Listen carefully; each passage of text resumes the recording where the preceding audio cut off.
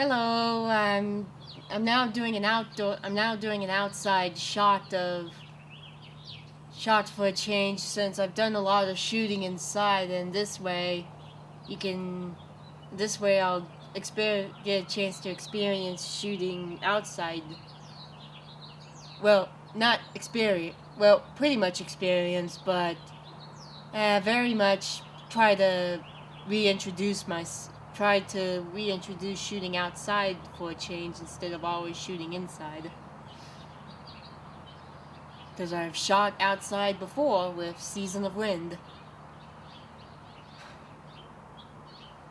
Now someone asked me a question, what makes me a special filmmaker? Not just my art, either with autism or without.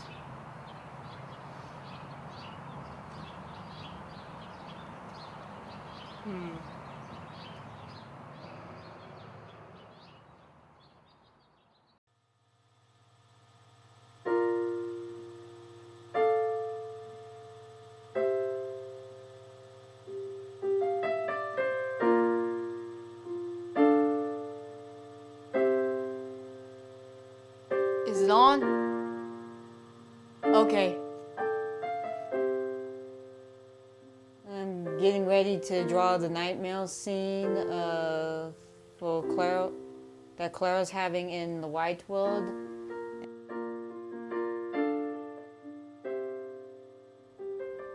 I keep imagining a dancer dancing in a unknown world. An unknown world, and she's dancing along tombstones and graves, knowing that she's dead.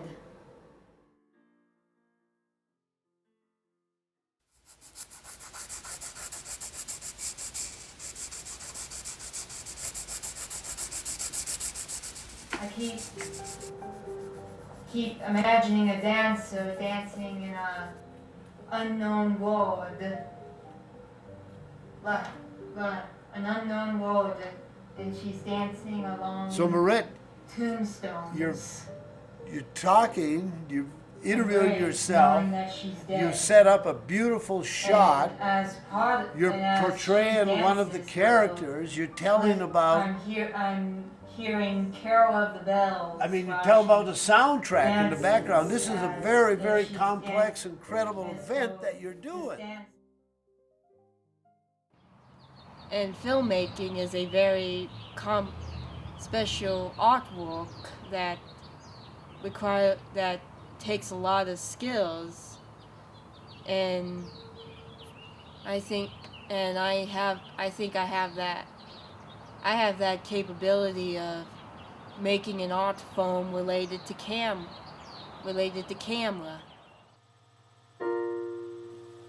Hello?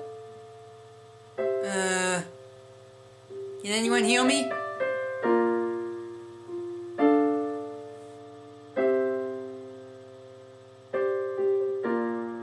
For a long time, I'd been looking for a student, someone to learn filmmaking, and the only criteria was an autistic person. The name's Marit Rawley. And Marit showed up. When we first started, you were informed I had autism and was wanting to look for someone with autism to learn filmmaking. And I met you at the frontier. Didn't talk to you, but listened.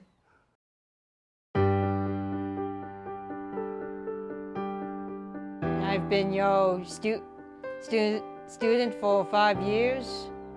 Done 2 movies with you. Student of what? Filmmaking. I met Dale Sonnenberg, who was a filmmaker. And he offered me to teach me filmmaking, and here I am doing a self-documentary on myself while I'm working on the script and getting things ready for my third movie, The White World.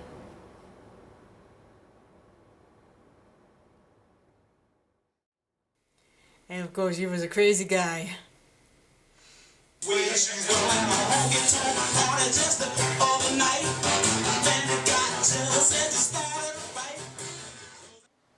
The thing we call the self-documentation. The communication was so bad, neither one of us were very pleased or happy. And so one day I just sent the camera. I said, Marit, go talk to the camera. Bring it back to me. Let's see what happens. And bam, it took off. It was magic. You know. Hi, I'm gonna be talking to you about me and growing up with autism. As some of you may have heard, autism is a disability where, well, too many rave patterns send signals to the brain and all at one time, and it causes the person diagnosed with it to see and think of things differently than what an average person will see.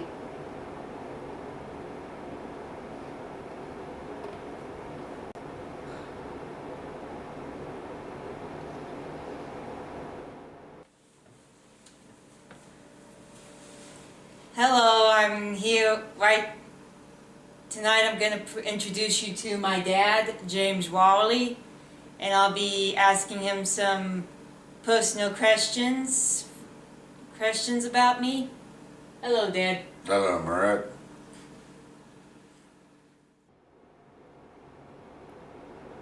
And I didn't really talk, and I didn't start talking until I was around 5. And mostly I had a lot of tantrums in order to communicate. You were a happy kid. You were smiling. You were interested. You discovered cartoons.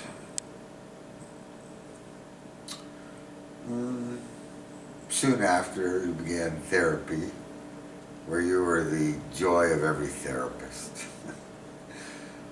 Because you would always make progress and meet or exceed expectations, in their words. Which meant that you learned to talk and to point and to respond well to encouragement and praise, and in general from then till about 8, you had a good time with therapy.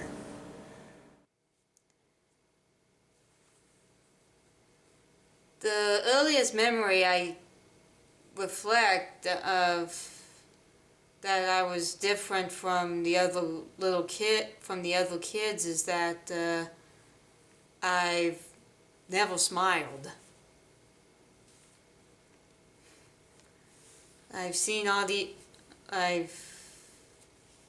There are a lot of kids that seem to smile a lot, even in, well, let's just say whenever I look at my school photos when I was little, I never show like a grin like this. Okay, I'm not doing that again. Kids were mean to me, teasing me, because it was at the time when I was really getting into horror films. And my favorite flick was, I was very into The Shining. And whenever I got upset, I always say the words "red rum."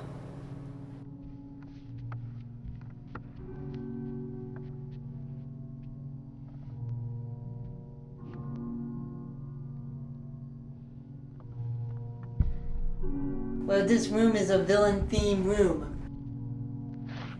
As you can tell,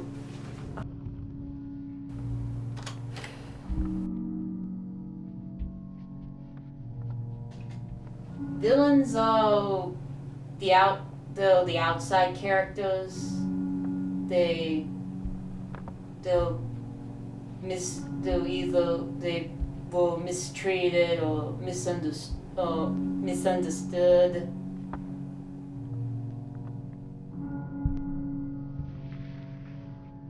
It is the anniversary of Edgar Allan Poe's death.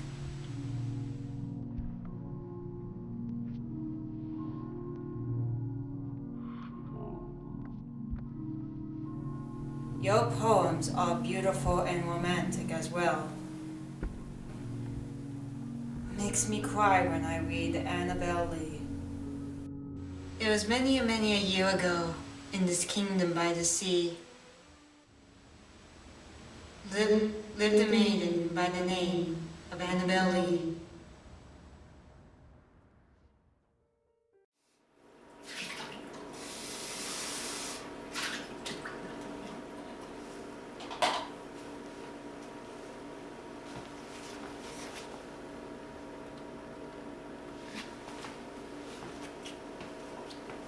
But for being a filmmaker, I have to try and set aside autism and know how to communicate with the actors and the crewmen, all that. But when I do interact with people, the best time I would want to interact with is when it's a one-to-one conversation, or if it takes me a long while to get to know someone. That's how I try to interact with people. Real good. More feeling.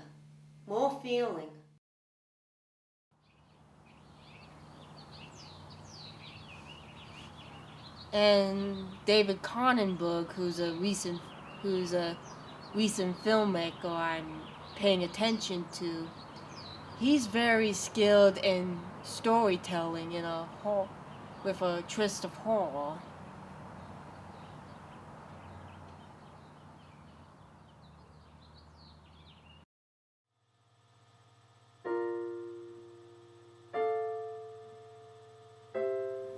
I really don't like to be touched, because every time when someone touches me, it makes my skin crawl. Like you just got you have this certain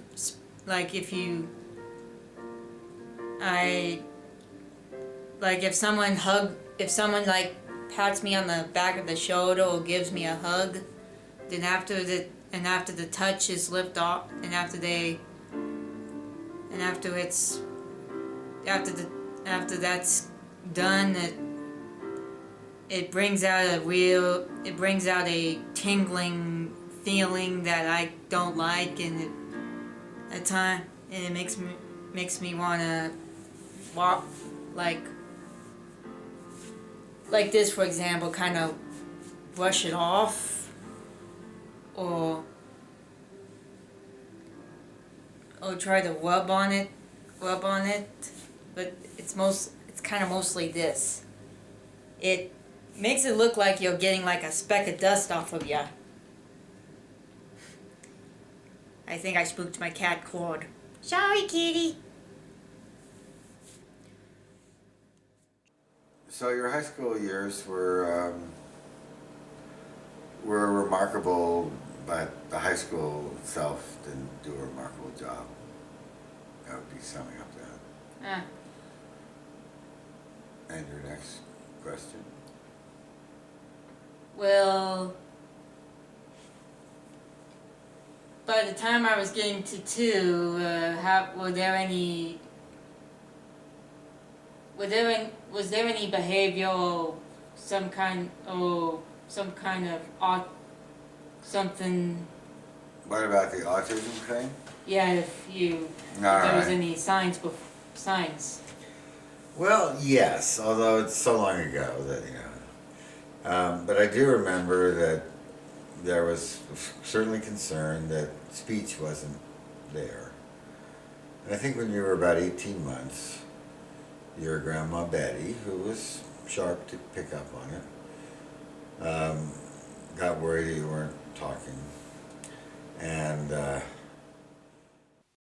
If I watch a Tim Burton film, he makes me want to draw.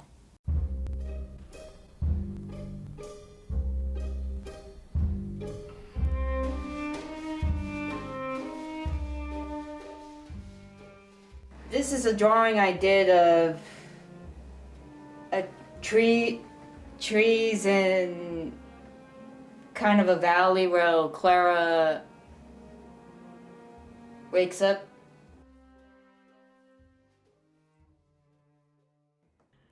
So you and I are creating Clara. We are making her a real person. Very different and distinct from Marit, right? Yes. Okay. Her name is Clara Ann Thompson. She was born January 14th, 1987. We created a whole history for her, rich history. I didn't, you did. This all came from Marit as Clara, telling Clara's truth about who she is.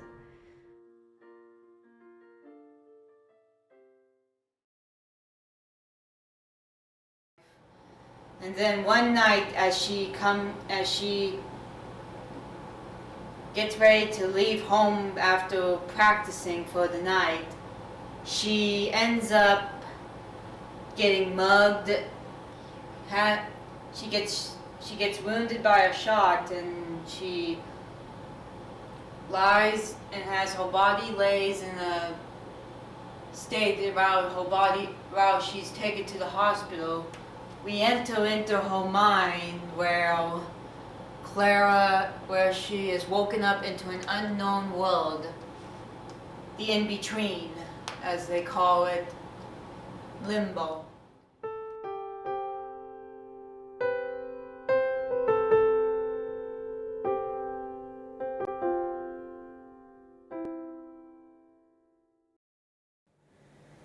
In today's video, I'm going to be talking about my experience with acting in the play The White World. We're going to start rehearsals, not next week, but the week after, so I'm told.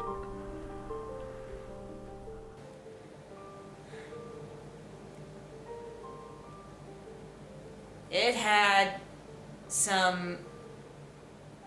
my experience with the play was mixed emotionals.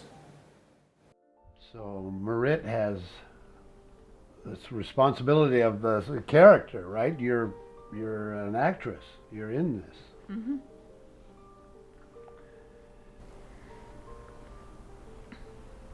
It'll probably be very stressful at first.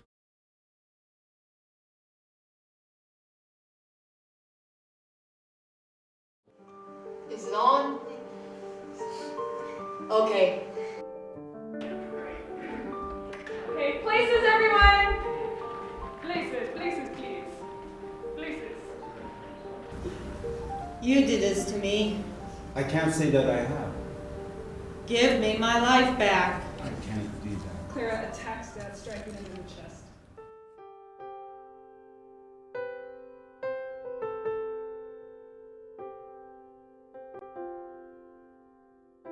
When you say this is different, I'm not a little girl anymore, you can move away from her. Because she's got you like this and she's kind of treating you like a little girl, and it's okay to be like, I'm not a little girl anymore.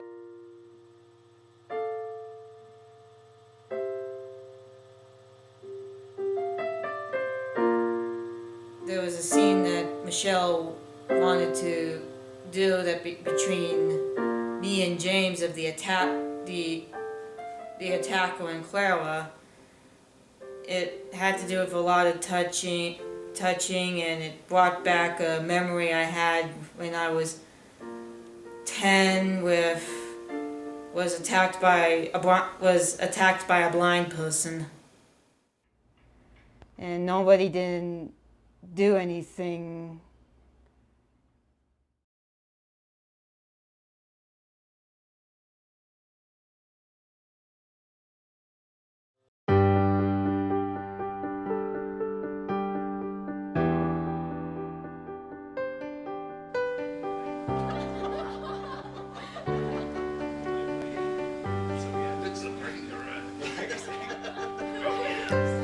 How are you feeling? Nervous.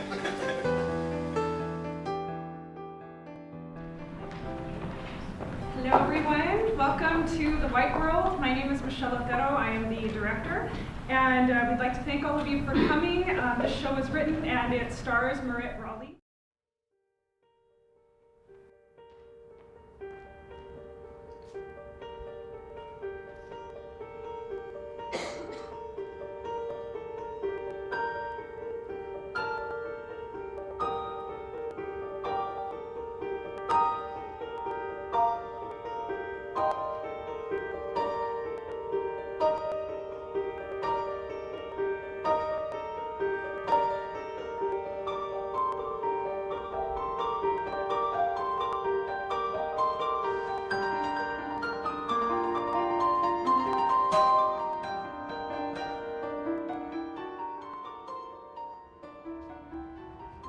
Where am I? What is this place?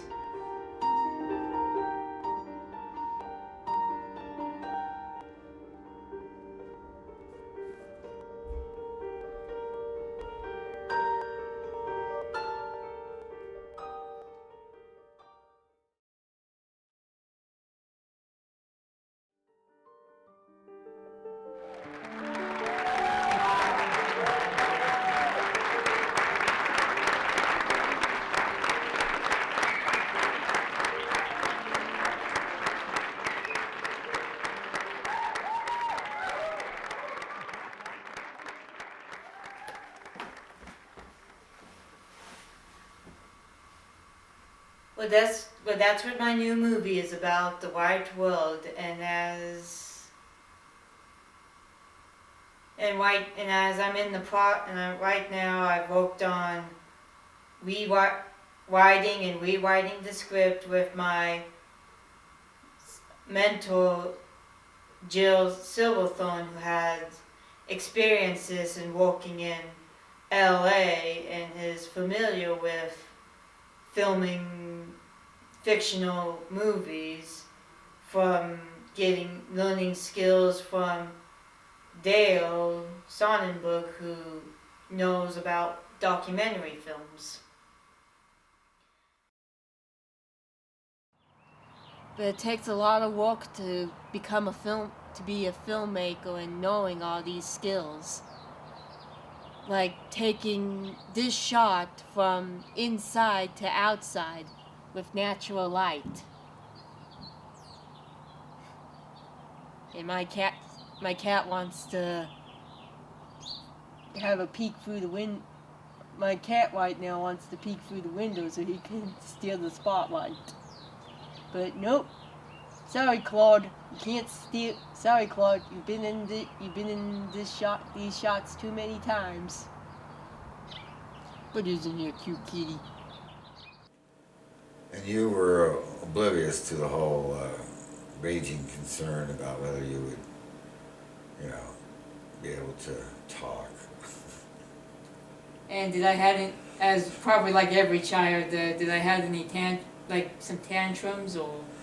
You were perfectly easily upset, so you would cry and scream in a most appealing way, and this would occur easily. So it was not easy to take you into a restaurant, because if it was too crowded or noisy, those were probably likely to cause you to start screaming. And then I would pick you up and carry you outside the restaurant, and we would walk around the outside of the restaurant. So you were really not able to be around social groups that 2 to 4 for very long because you would soon start screaming. And it wasn't screaming like you were in pain. It was like you were not happy.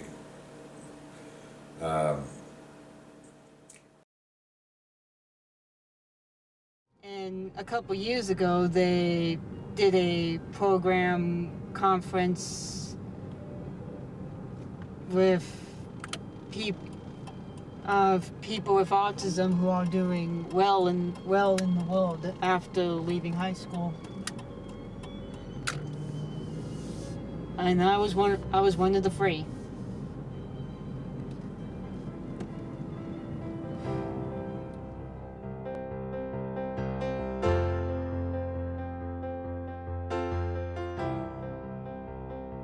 I wanted to do film because it's fascinating. How do you get this mix of art and camera, the actors into this big art piece we go and watch on the screen.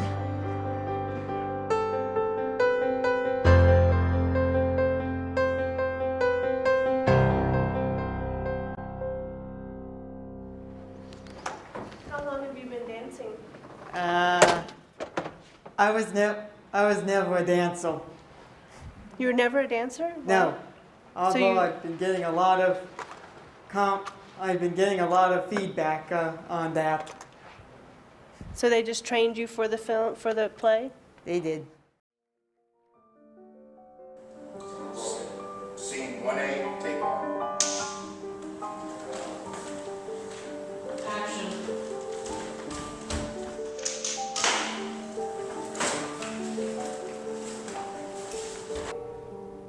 Bow to the audience, and you and Miss Shelley exit to a side ring. Okay. Are you getting good light? Give her some kind of little cue to Zen so that way she'll know to. Okay. She just did it when you did that third one. Camera rolling, and action.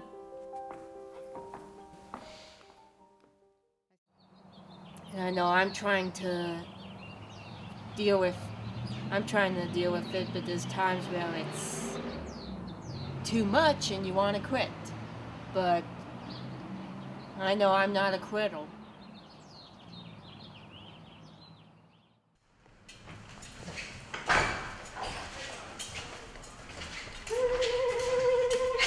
Sorry, I just have to do that moment of like, how do they describe it? Like, I've always seen it in cartoons. Like they just saw the object of their dreams. I think that's what it's it. They're probably watching me. Well, let them see what kind of a person I am. I'm not going to even swat that fly. They'll see, and they'll know, and they'll say, why, she wouldn't even harm a fly. All right. Psycho. Yes. I still see myself wanting to still make movies. And hopefully be a full-time filmmaker.